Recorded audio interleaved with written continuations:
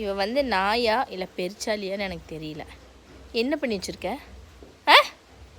இங்கே பாரு எவ்வளோ பெரிய குழியை தோண்டி. ஏய் சன்னி, சன்னி பார்க்க மாட்டான். ஏய் இங்கே பாரு, இங்கே பாரு, இங்கே பாரு. என்ன பண்ணி வச்சுருக்க? என்ன பண்ணி வச்சுருக்க?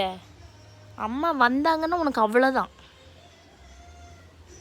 இரு மா, அம்மா கூப்பிடவா? பார்க்க மாட்டேங்கிற. உடனே இவ வந்துடுவா. அடாடாடாடாடா ஒன்றும் பண்ணல அவளை. சரியா போ.